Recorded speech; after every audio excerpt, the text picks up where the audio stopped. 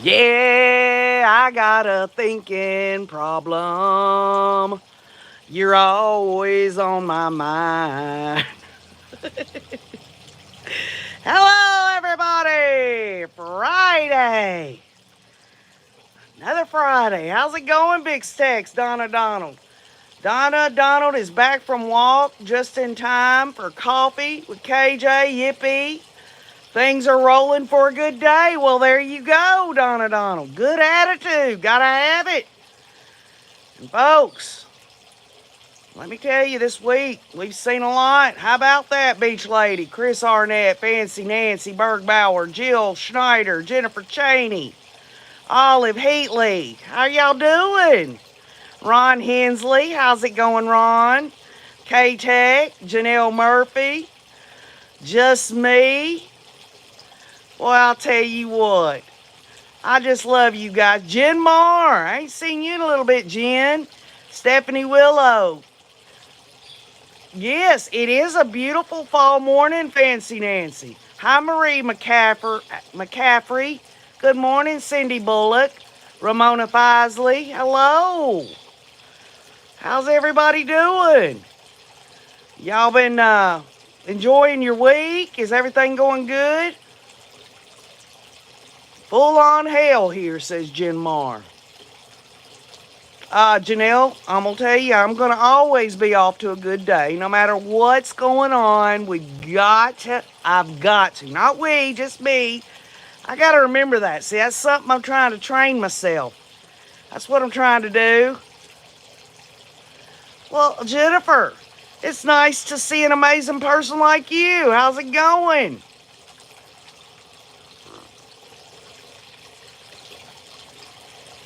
Well, X-Files, I'll tell you what, whether KJ's here or not, you better love that coffee, however you fix it. Some of y'all like that kitty coffee. Some of y'all like it just black with nothing in it. Hey, I tell you what, whatever floats your boat.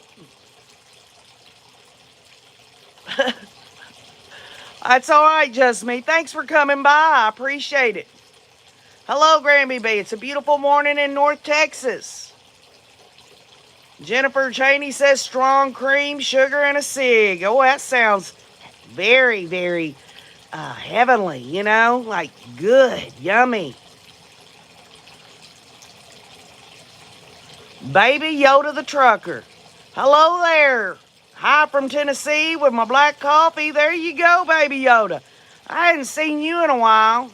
I know you showed up a couple of times, but I'm glad you're here. Glad you're enjoying coffee with KJ this morning or today or this evening. Some of y'all are fixing to go to bed, I think.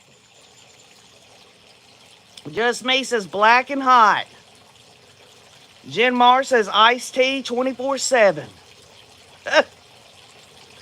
But don't you know, Jen Marr? Corey Rich, and she wants some of them Crest White strips. Because all she does all day long in the Mexican prison is drink coffee and tea, and it's staining up her teeth. Well, folks, I gave up on that damn white teeth stuff years ago. I drink coffee. I drink tea. I smoke cigarettes. I like really deep red wine, okay? I ain't putting that stuff in my mouth. I'm sorry. I don't know who said that you got to go around with these sparkling white teeth. I brush my teeth every damn day. Every day. Twice a day. Doesn't mean they got to look like freaking dang. I mean, it's like a spotlight from across the room. So I'm like, you know what? I'm 52. My teeth aren't pearly white. I ain't ready for Hollywood or any of that crap.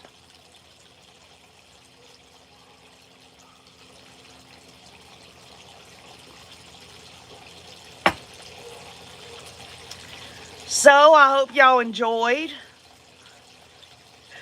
KJ's little theatrics yesterday. Some of y'all anyway saw it. Some of y'all didn't. And for those that didn't see it, it was a book review.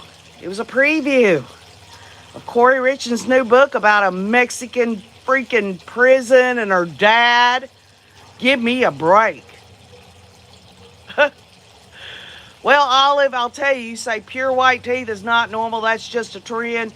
That trend's been going on for years and years and years. Let me just be clear with you.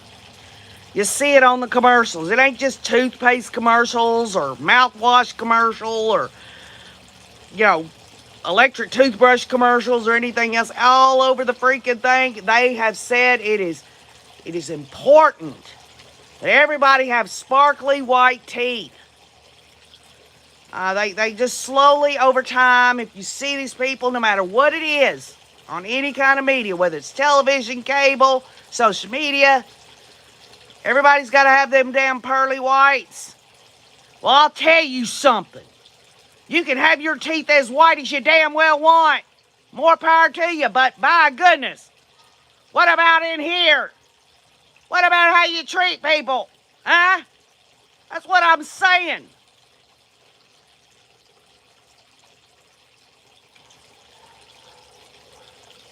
Good morning, I Live For Now. Good morning, Teresa.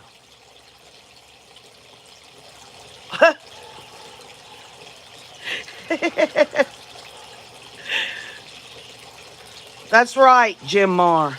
Exactly. Exactly. Good morning, Hope Grace.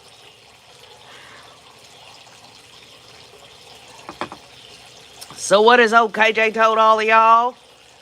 Since I started to go on this little venture of Coffee with KJ, just so we could kill some damn time. I mean, when are they going to start kicking it in gear on these pretrial stuff with old Chinster there? I'm tired of it. And by the way, I'm not covering Arizona, but it just seems to me that we've not heard anything else on any of that with Lori going to Arizona. They said they wanted to try this shit by the end of the year. Ain't nothing going on. Last we heard, the governor and all that in Idaho has received all that. We ain't heard nothing else. But let's get back to Coffee with KJ. I said on Fridays, y'all. Fridays, I was going to be a little more disciplined.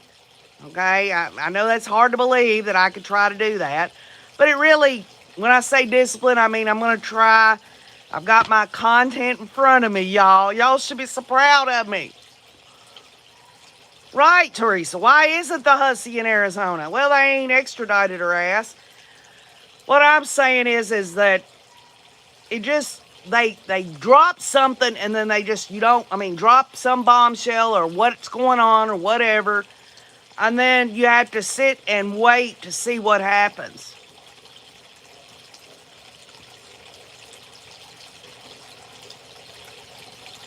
The Journey to Justice says, what about her new book?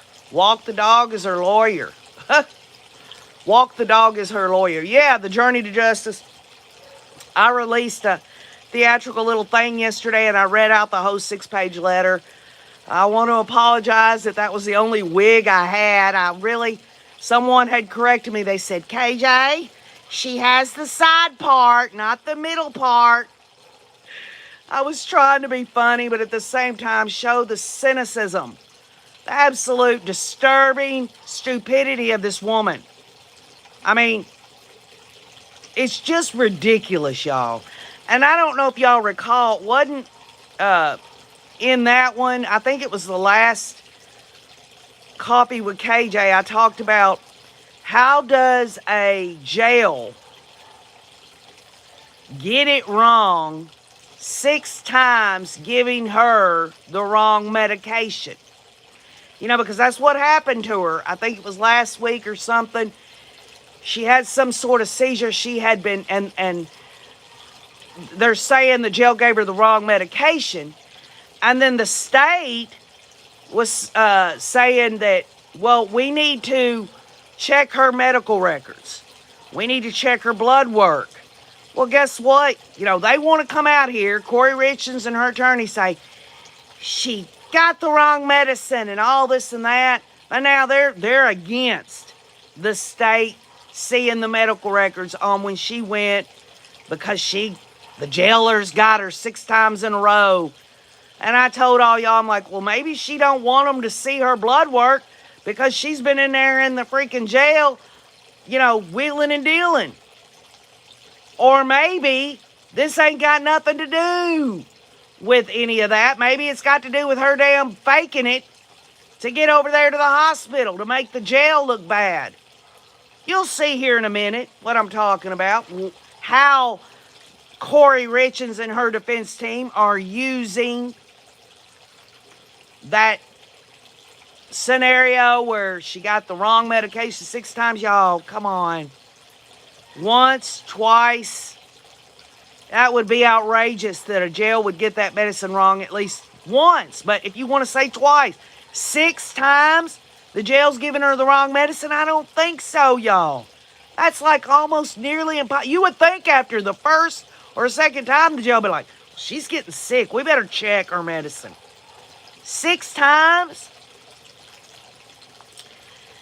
So I wanted to get y'all up to date because I did release that silly video yesterday about Corey Richins trying to tell everybody that her freaking tampering with a witness, her brother Ronnie, she's trying to say it was a novel, that it was something she was working on, which is a crock of shit.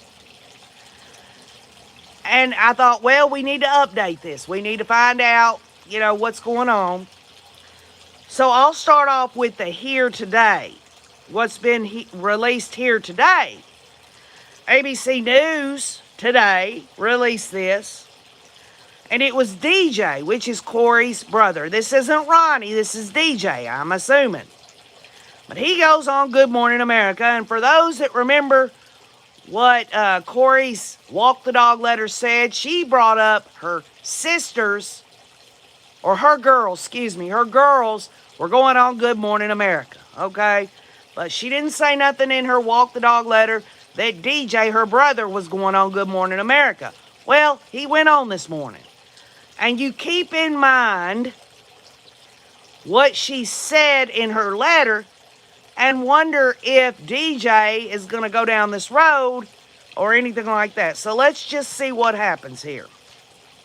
What does DJ tell Good Morning America? He says, quote, "When I got the news that Eric had died, I broke down in tears," unquote. "He was a good guy. But it's my sister. I knew Eric. She didn't do this," says DJ, her brother. Corey Richins' family, however, alleges that Eric Richins used drugs recreationally and possibly overdosed. Does that ring a bell in Corey Richins' freaking Walk the Dog letter?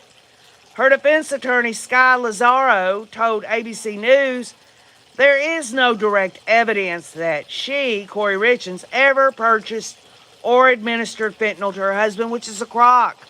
They got that Carmen woman who worked with Corey Richins that got it for the Michael Jackson stuff. In recent days, prison guards searched Corey Richins' cell and found a letter in which prosecutors allege she attempted to coach family and friends into giving false testimony on the stand. But her attorney said the letter was marked attorney-client privilege and should never have been opened in the first place. I'm sure Sky there wishes it had never been opened in the first place.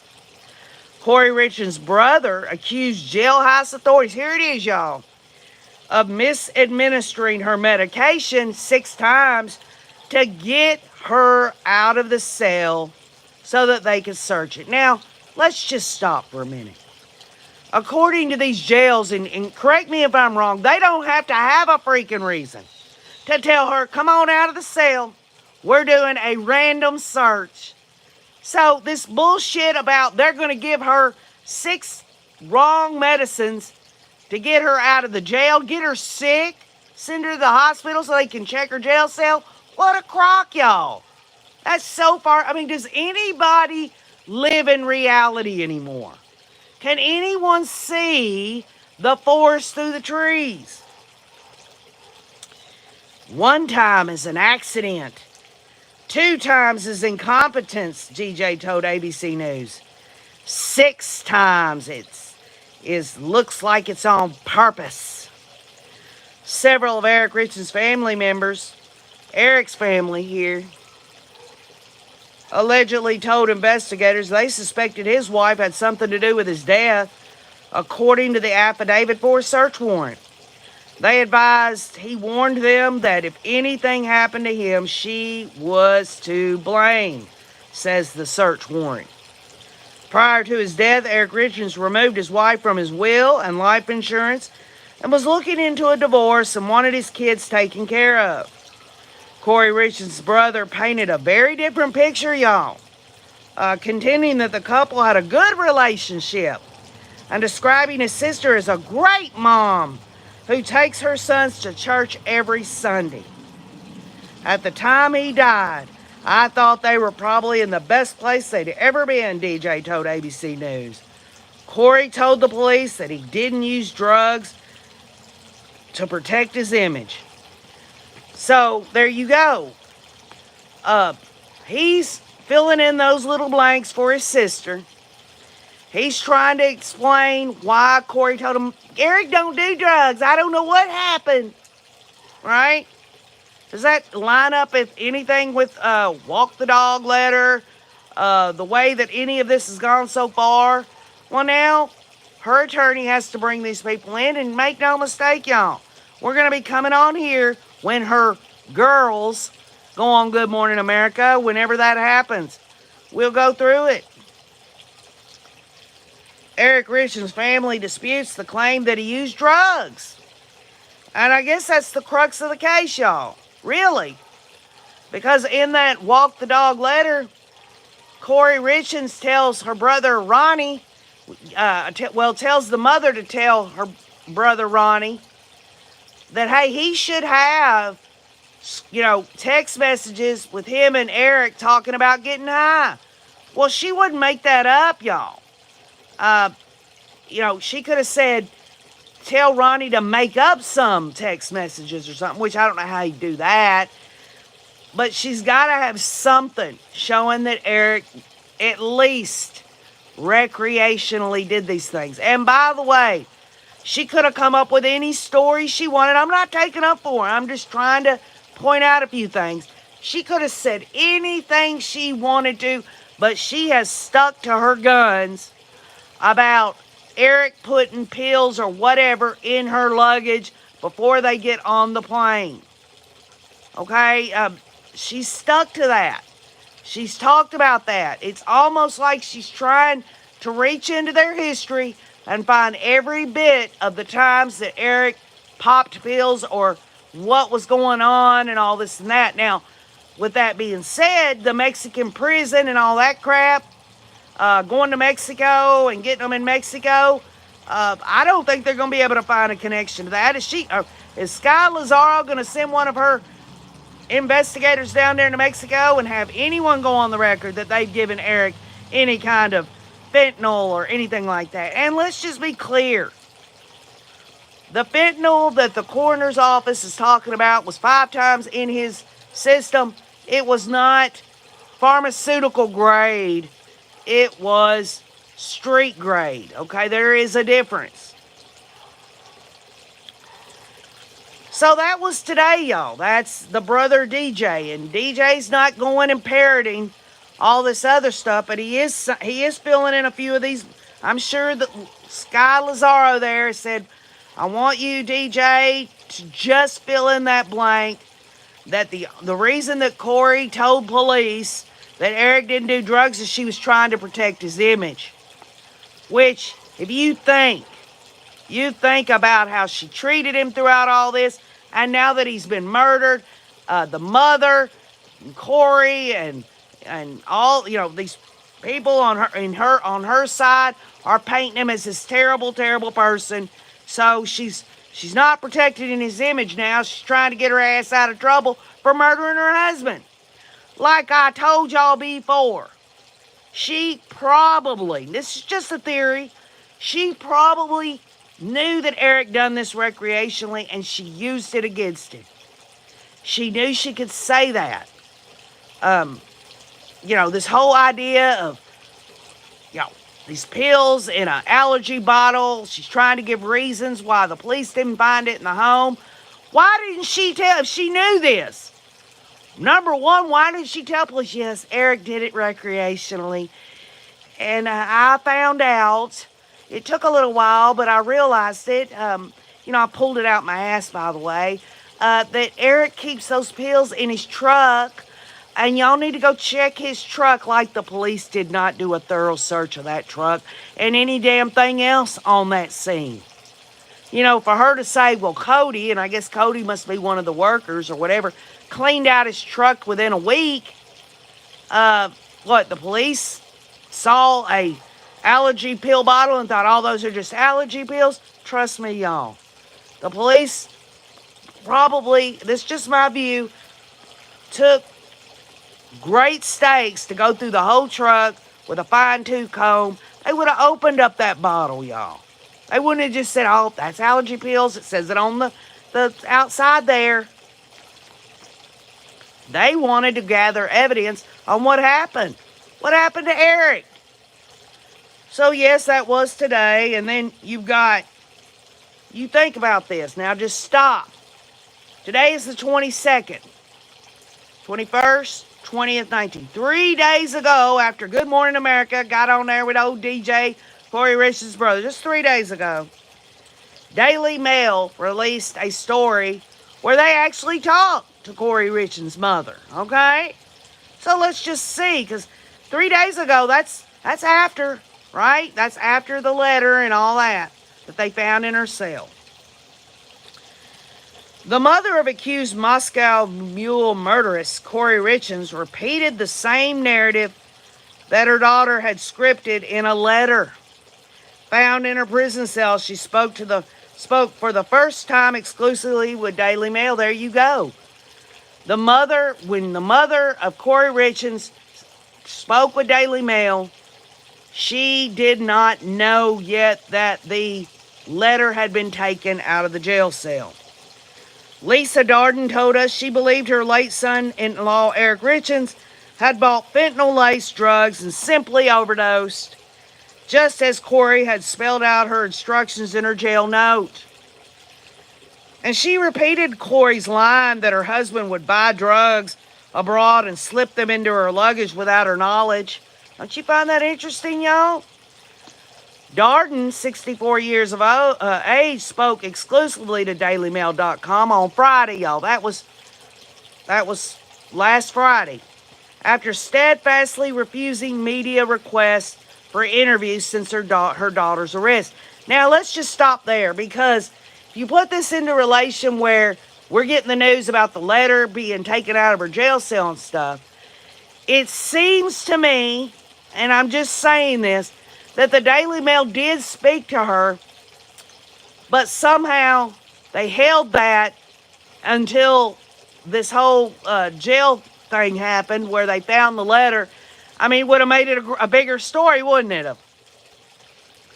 Now it turns out virtually everything she told us mirrored the instructions laid out in a 6-page letter that prison authorities found in Corey's cell after she was sent to the hospital following a seizure behind bars. I think Eric bought some pills off the street, and they were laced, and he didn't know it, she told Daily Mail. She then proceeded to bash her daughter's dead husband, calling him a controlling, sometimes violent man who cheated on his wife and once punched her in the face after she confronted his mistress. Isn't this how it always is, y'all? Isn't this how this always goes? I mean, every time there is a victim of murder and the perpetrator is trying to get their butt out of trouble, they go and smear. They have people smear. Think about it, y'all. Think about the people in a certain family, y'all know who I'm talking about, that wanted to come out in defense of Lori, talking about Charles Vallow. None of them was as good as Charles Vallow. For them to smear his name. And then think about Christopher Parrott over here talking about Kay and Larry Woodcock, $20,000 reward. Well, if I had a grandchild that was missing, I would give more than $20,000. He can kiss my country ass. Wonder where old Christopher Parrott is today. My point is they always smear the victim.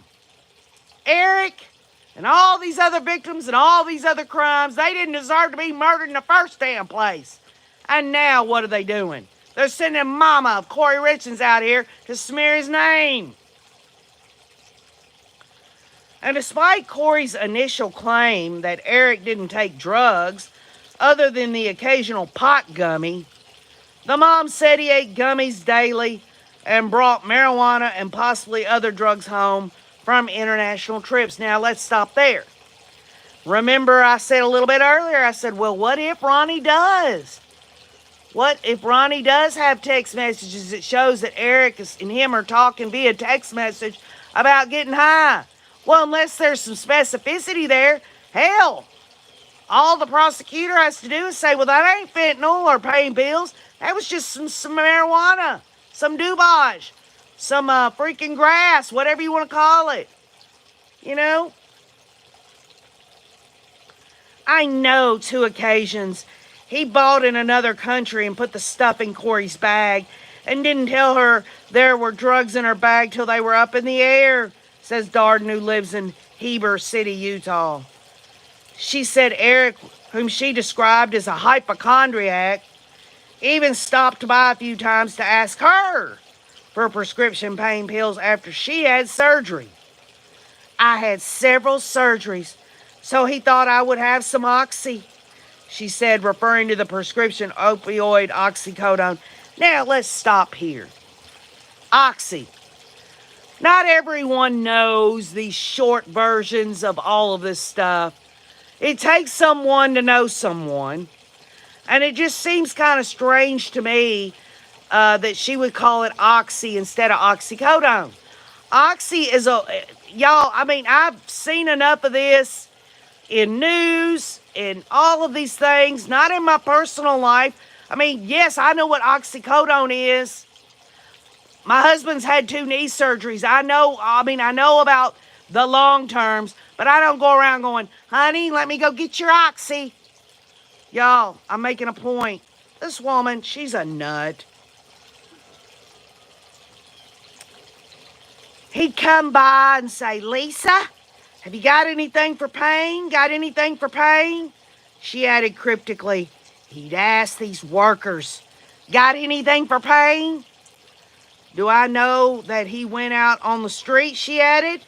I know what people have told me. Well, she can just write that off because that's hearsay. Hearsay.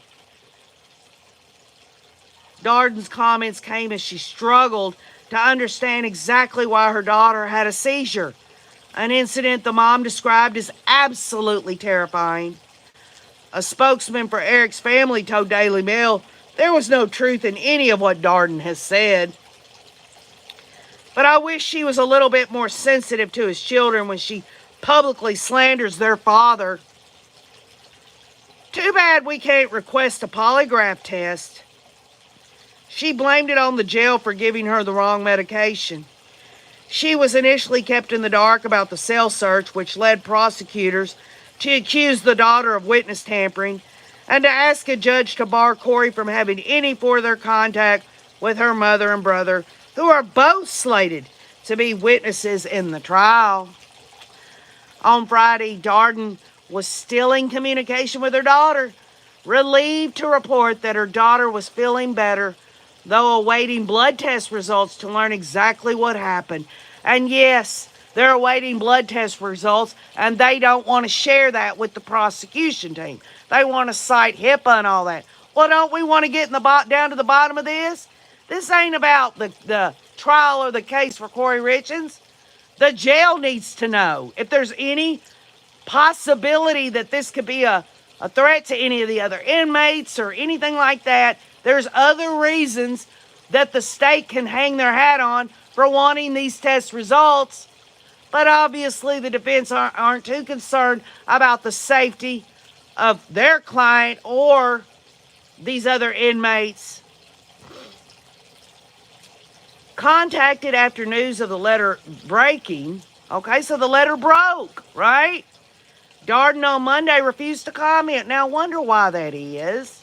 She had everything in the freaking world to say about Eric slandering him, giving reasons why Corey didn't do this and all that. But then as soon as that letter breaks, y'all, she refused to comment. She says, sorry, I'm not giving no comments to no one.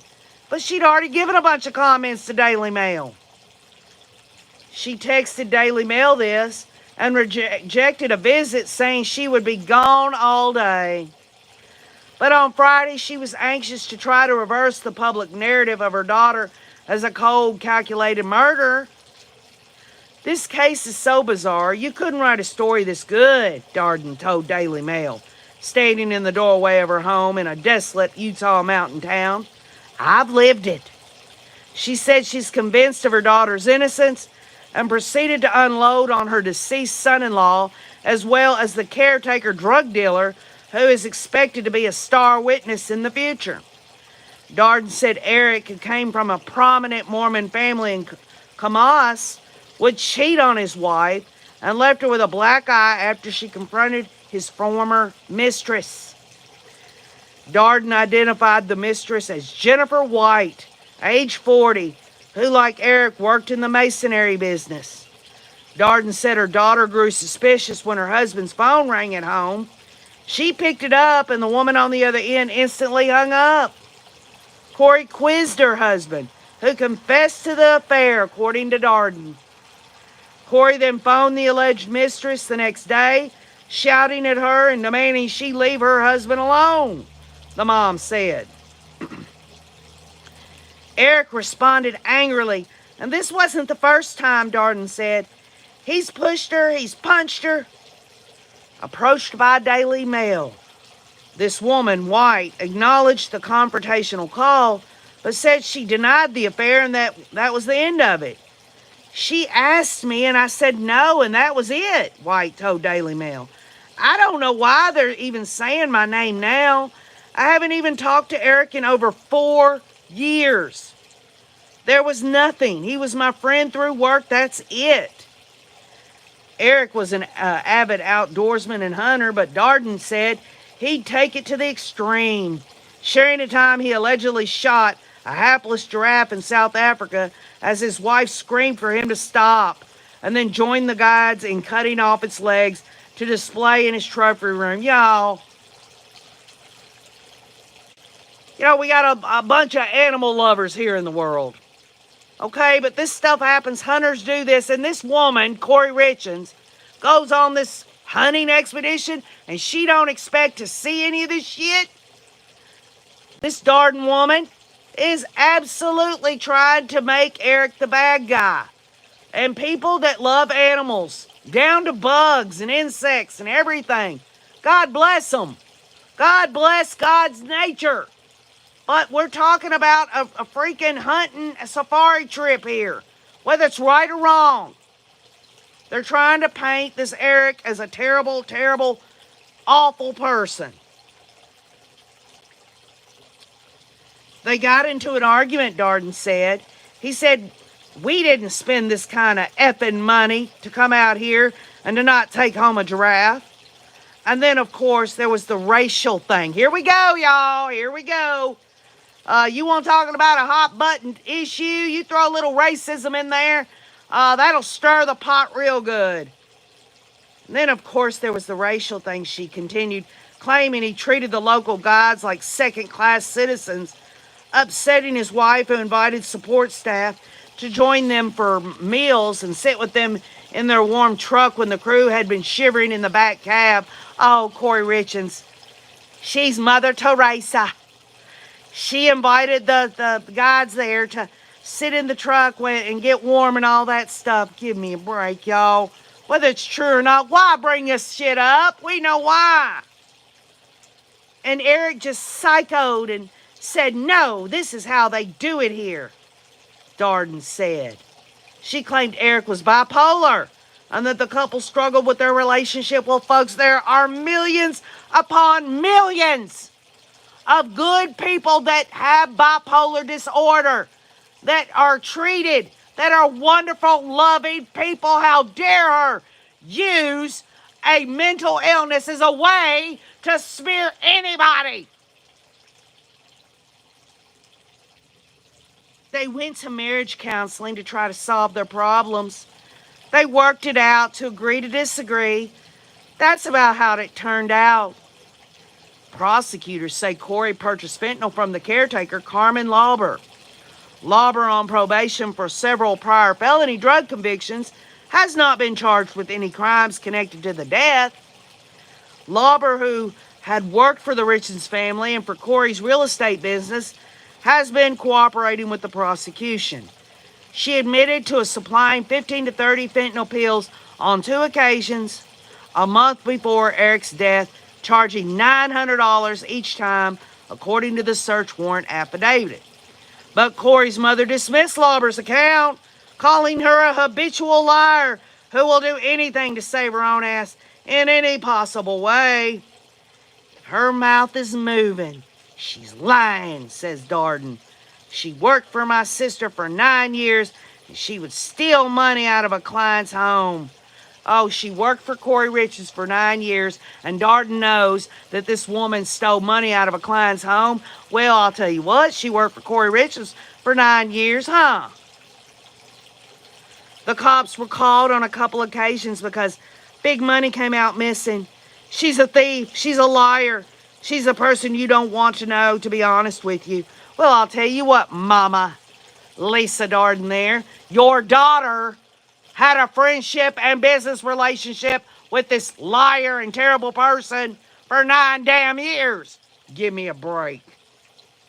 Reached by Daily Mail, Lauber, wearing an ankle monitor as required under probation for a prior conviction, declined to comment, declaring there is a gag order on this case. Corey's mom says she believes Lauber, to avoid prosecution on potential new felony charges, is framing her daughter to avoid prison. I don't think the fentanyl that killed Eric had anything to do with Carmen personally, Darden said. And the reason she says that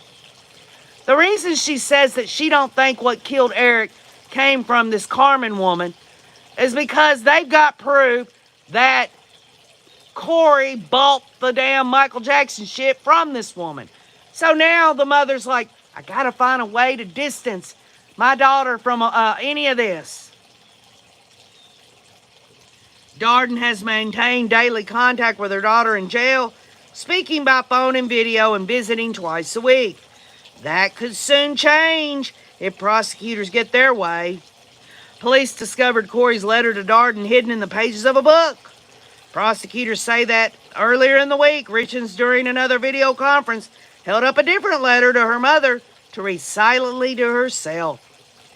In this latest note, Corey shared her new marching orders for her brother Ronnie, adding that he could reword this story however he'd like, but to make the point, just include it all. Tell Ronnie I need him to do this, she writes her mom, warning her to only speak to him about this in person because she believes the mom's home and phone have been bugged. Speaking with Daily Mail, Darden says she continues to see her daughter as a wonderful person who gives far more than she ever in life receives. And I'm not saying that because I'm her mother, she added. I see it on a daily basis, all the things she's done. She highlighted several. She's a Boy Scout leader, and during flood season, she has them fill sandbags and give them away to people whose areas are flooded. And for the firefighters who work 20 hours a day during fire season, she takes them ice, water, and cookies. And at Christmas time, she buys all these presents to supply 3 families thousands of dollars. I know my daughter, she continued. I can name you 50 people that I think could do it, but not her. She lives and dies for her boys, she said, stating that Corey still speaks twice a week with her 3 children, ages 11, 9, and 6. And does the mother know? Well, obviously her mother does know, I believe. Now, by now, whether the letter went to her or not, the mother has read the headlines. Corey Richens wanted to get back at Eric's sister so bad that she didn't give a shit about including her own children in a photograph of Eric's sister's kids.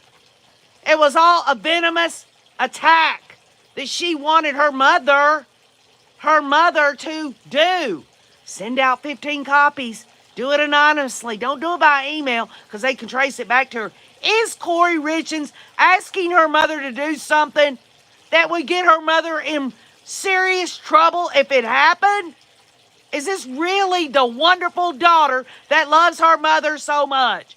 I love you, I love you, I love you, I love you, says Corey Richens in her walk the dog thing. She's asking her mother to do something illegal and unethical just to get back at somebody. That's not a good daughter. Her boys are her world, Darden said. And you think she would jeopardize that for this? Absolutely not. She would have divorced him first. Well, of course, Darden is going to say that. But does she want to include the fact that Eric had already changed the will and the life insurance and all the things? He didn't know about the other life insurance that Corey had. She wouldn't have got shit out of that divorce. And this whole thing about Corey talking about, well, he didn't care if I got in trouble, if I would have got busted with pills in my suitcase or anything like that. If that's true, let's just get real with this. If that's true, she went along with it on more than one occasion.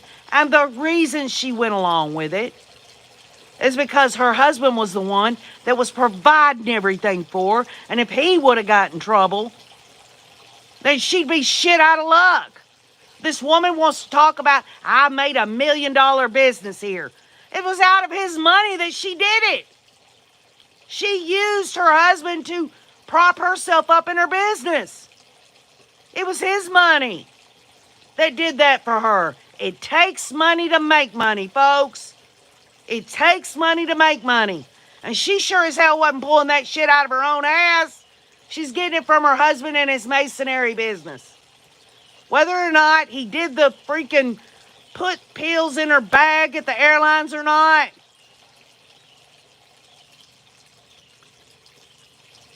She's expecting a full acquittal, says Darden. I think she's going to walk out of there quickly, the mom said. Well, you can shit one hand and hope in another. How about that? I'm hoping all 12 jurors agree. But even if they don't, you can't tell me that half of them won't agree. It's not there. She did not do this. Well, there you go, y'all. That's the latest on Corey Richens and her efforts to help her defense attorney.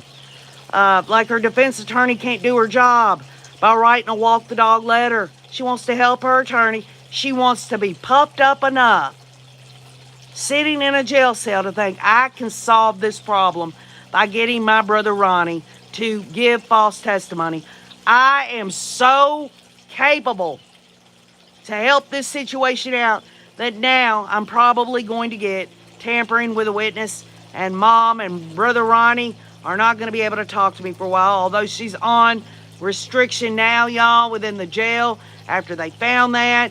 I put it in the last silly vid of me reading out her book preview there, right in the comments, where the jail has got her on 30 days of lockdown and she only gets out 1 hour a day, and yada, yada, yada. There you go.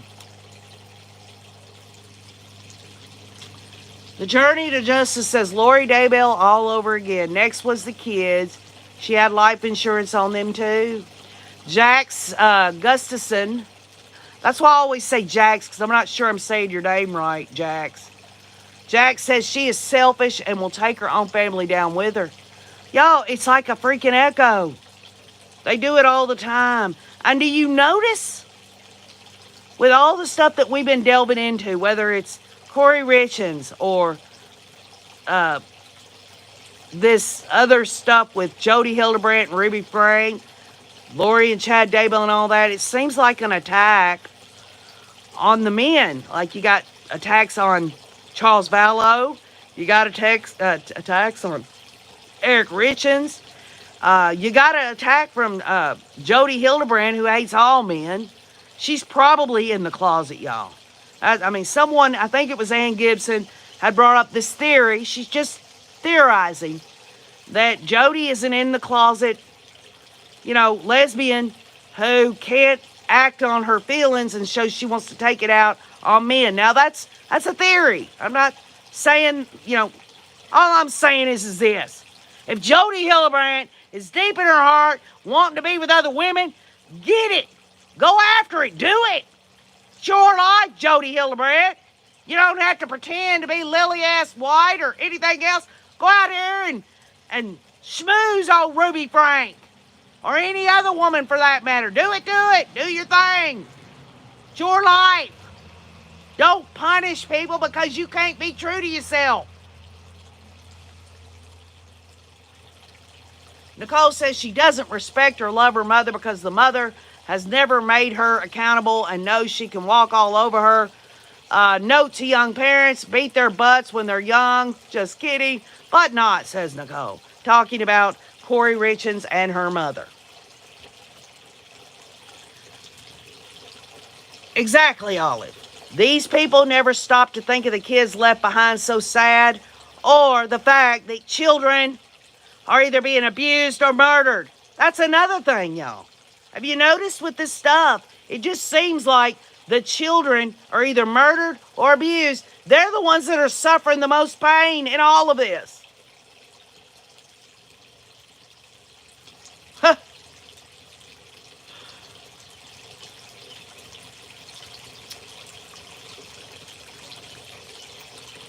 Obviously, this Jody Hildebrandt has some kind of bitterness. Some bitterness altogether. And Rays, do OKJ a favor, will you? If you see anyone being derogatory in the comments, if 2 or more people report it, all you have to do is hit that report button real quickly. On any derogatory stuff in here, those people will get kicked off of YouTube. And they won't be back. They'll think, oh, I'll create another ghost account. Well, you better make a whole new account because YouTube can tie the reason they kicked you off to that account.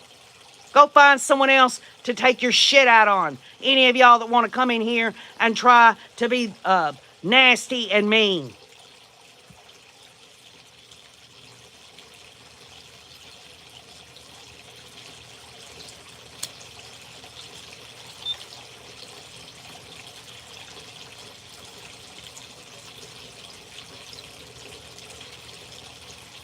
Some people do, KJ. They won't live their true self.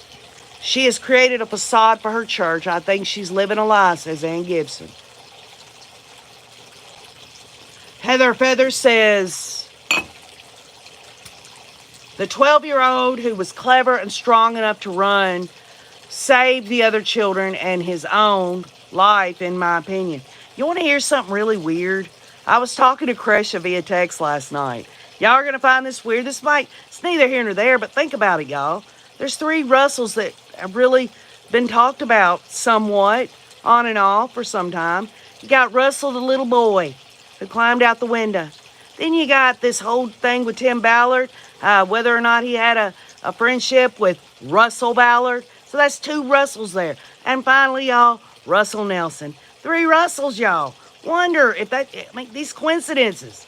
It's interesting.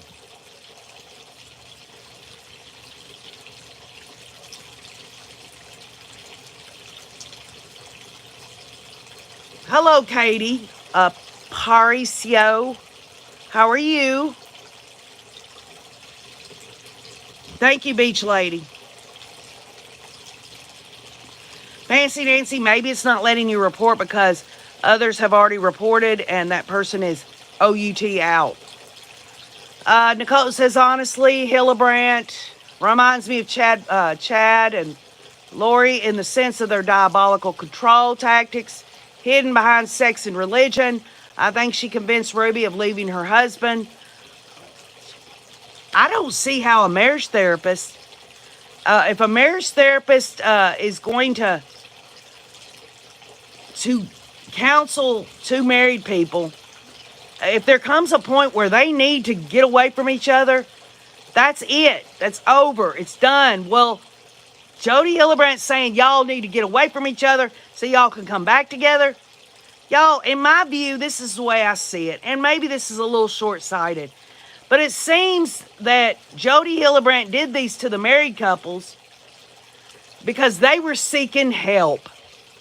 And maybe seeking help from one of these members of this church seems like there's something wrong there because they're seeking help.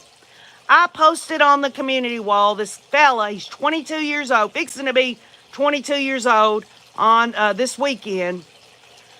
I posted it on there. He had been, him and his wife at the time, had been clients of Jody Hillebrand. He only saw her for 2 weeks until he saw the forest through the trees. But what I'm saying is he, overall in the video I get, is he was trying to bring out the point that you should not be embarrassed or shamed as a member of that church to reach out for help. And I think Jody Hillebrand just automatically knew because they would go to her that she could exploit them. They were giving her the power. And it's really not how it should be. A therapist should be there to listen and let you talk it out and go through some tried and true things through marriage counseling to let you take your own power back without giving it initially to the therapist. It's just so black and white, y'all. If you're going to ask for help being a member of that church, automatically, right off the bat, you're not perfect. You're not leading the perfect, godly life. So, because of that, you've got to give over everything you are to this person who just so happens to be on the referral list of the church. This fella that's on the community wall that I posted, he was a client, him and his wife, talked about his bishop referred him and his wife to Jody Hillebrand. It's not just like a regular referral for, say KJ goes out here and gets a referral for something. It's almost more than that. When a bishop says, we refer you to this Jody Hillebrand, it's almost like give her the reins of your whole freaking life, obviously. Saltino Winchino says, been in therapy 3 times and never once had a therapist tell me what to do. Right. They ask you what you think you should do. Absolutely, Saltina. Absolutely. Right, Donna Donald. I don't want to go so far as to say it like that, but it just seems like, and I'm all for respect and authority. I mean, it's in Holy Scripture, right? You should respect the powers that be, right? You should respect authorities. Render unto Caesar's what is Caesar's. In terms of if you've got to pay bills and all this and that, don't turn against any legal, governmental things and all that. And Gibson says, right, just like Saltina, a therapist should just listen. But it's just interesting that, this 22-year-old, he is a member of the Church of Jesus Christ of Latter-day Saints. He went to Jody Hillebrand, and I listened to it. It's about 13 minutes long. And, when I looked at him, he's 22 years old. CJ's 24. And I can remember when CJ, Andrew, and Quinn were all 22. This is somebody's son. He's talking about, he thinks he might want to study. He's studying now to be a therapist, somebody that can help other people. I have compassion for him. I really do. I have compassion for him. I had a counselor that lost her license for whipping patients with a cattle whip. She never hit me, but she hit some people and they reported it. Oh my goodness. That's crazy, Donna Donald. Yes, Ann Gibson. 22 years old and he's a baby. He is. Carrie Ann is in here. Hi, Carrie Ann. How are you? Jay says Dr. John Mathias on Hidden True Crime did an excellent analysis of Jody a few days ago. Incredibly insightful info on her and her upbringing. Her issues are obvious to me, and I'm glad her license has been revoked, says Jay. Thank you, Jay. Somebody on here might want to go and check that out. That's good to know.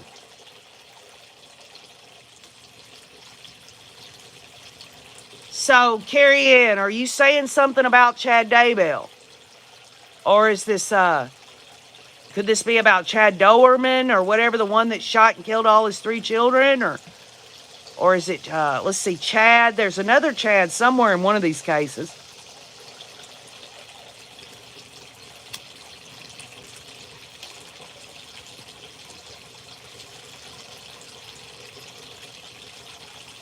Thank you, Nicole. Hey, Carrie Ann, are you talking about Chad Daybell?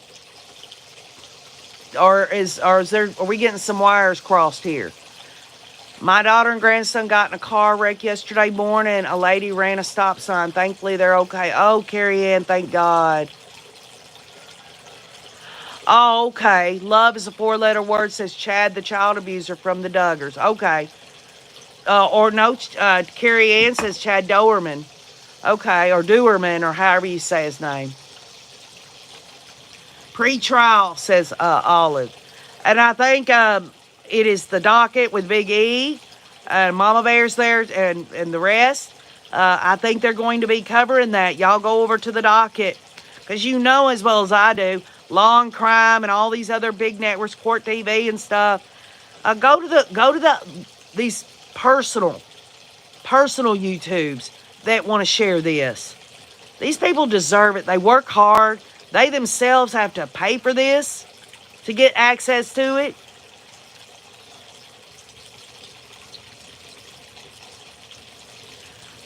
Carrie Ann says the docket is going live in a few minutes with this.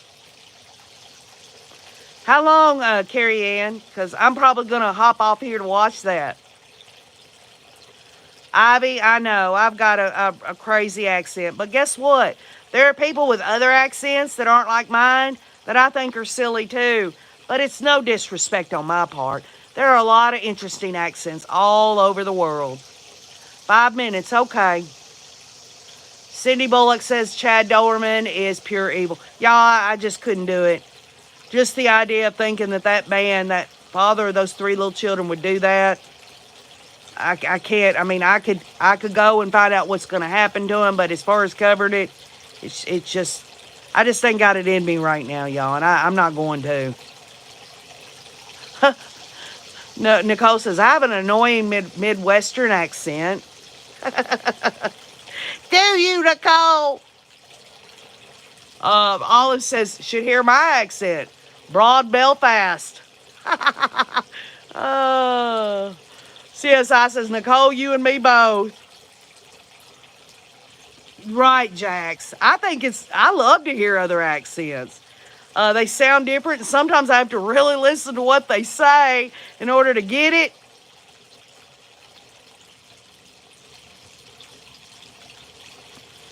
Fancy Nancy, I think what Carrie Ann's talking about is the docket with Big E. You can look him up, put the docket, and that's where you're going to get that. But I guess other ones are going to cover it too, but I recommend the docket.